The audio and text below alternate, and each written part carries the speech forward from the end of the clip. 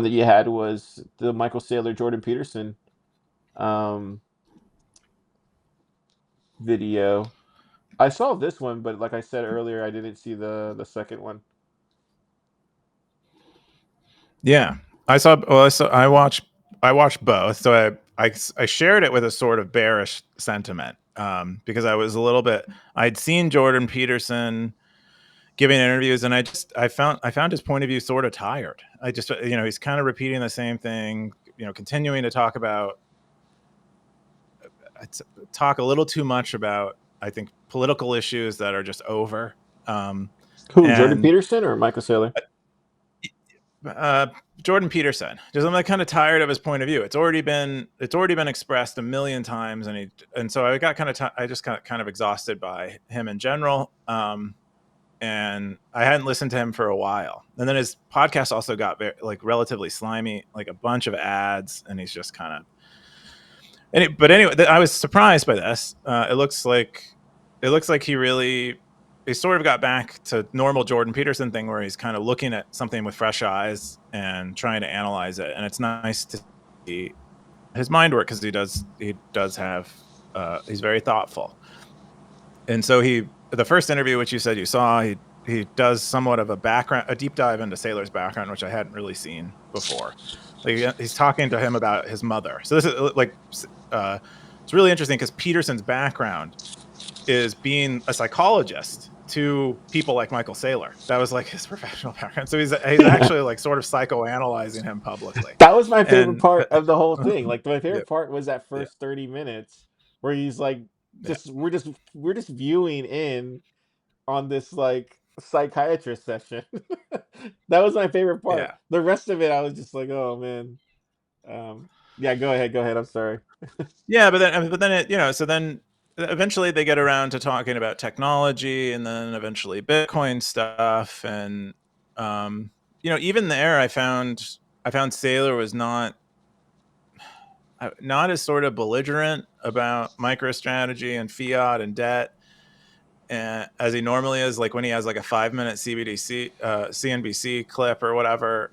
I thought he was pretty thoughtful with it on a relative basis, and so I was surprised by that because I'd also kind of soured on Michael Saylor because I felt like he'd become sort of a broken record and sort of had lost the plot on Bitcoin, and was kind of leading a lot of impressionable people astray. It was kind of how I felt. But maybe that's just the format issue because and then what I saw on CNBC. I mean, I think there's still a lot to be skeptical about Saylor, but I felt like he did a great job in this interview. And then the second interview, I signed up because you had to be on Daily Wire member to sign. So I paid for a month and then canceled my subscription immediately just so I could watch the last like half an hour.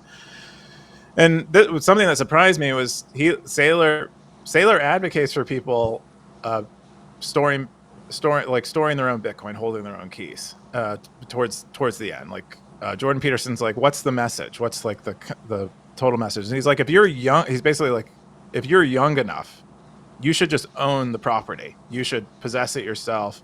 You should maintain that optionality and be self-sovereign. And then he really only says that the other instruments are for people who are maybe not prepared to take responsibility for themselves or maybe a little later in life and either want less risk or want less responsibility. And so he kind of tiers it as like if you're young, you want to hold the Bitcoin yourself in a self-sovereign way, the way we like it.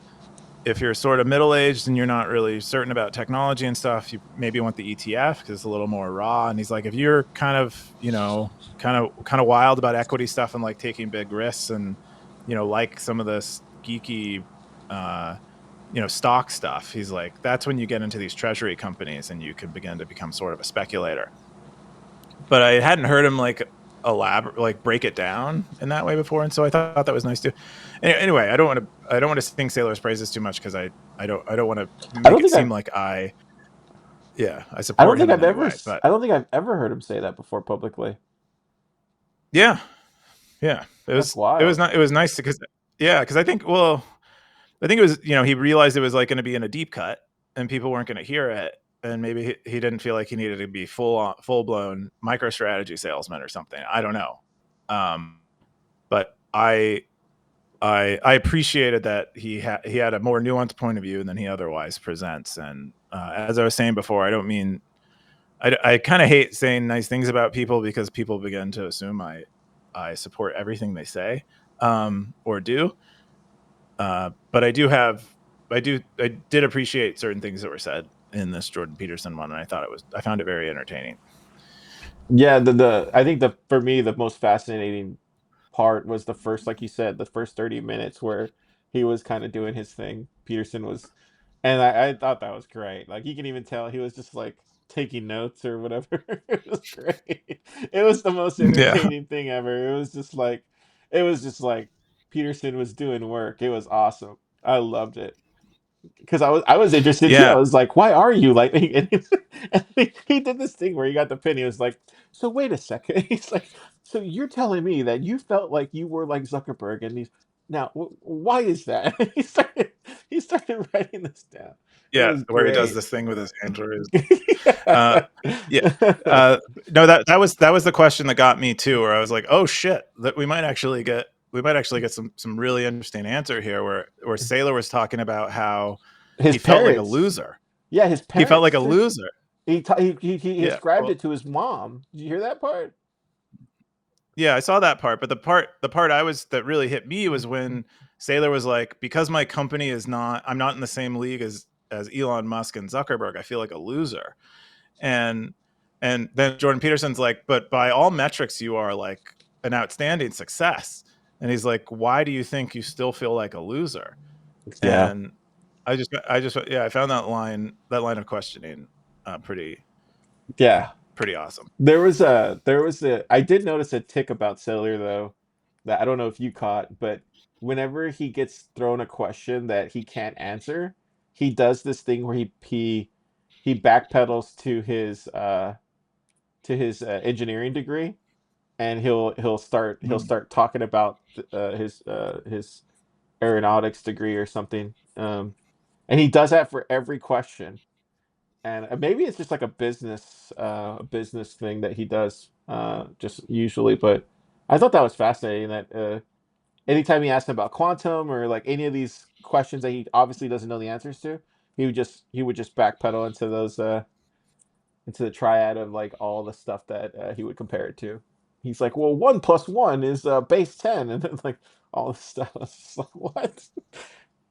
Anyways, Hmm. I don't know if you noticed that. Yeah, and I did where he talks about his engineering degree a lot. Well, no, it's I feel like he whenever he like had a question that he you could clearly tell that he didn't know the answer to it, he would just backpedal into his engineering about like he would ascribe quantum. I forget what it was. It was I have to go back and watch it. And he would do that time and time again towards the latter half of the episode.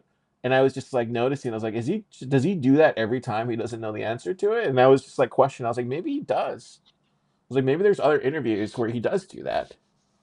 But he probably doesn't hang around with enough developers to know the answers to these questions, so you can't fault the guy. oh, I felt like he did it. My estimation is he did a pretty good job with most of the questions. I think I get the sense of what you're saying or what you saw, which I think he does fall back to a lot of metaphor, and then he kind of talks about very simple concepts to kind of make his point a little more obvious without having. And I'm not saying that he understands the quantum threat to Bitcoin very well. Most people don't. Uh, even a lot of very technical Bitcoiners don't. But he did, I think, just at the level that Jordan Peterson can understand. I think he did a pretty good job handling most of the technical questions. Which is just going to be a lot of it's just going to be metaphor because that's metaphor is like the shared surface that Hmm. we can all kind of discuss because we can all see it, where a lot of technical topics are only visible to engineers. Yeah. Anyways, I thought that overall I thought it was a great episode. Cool.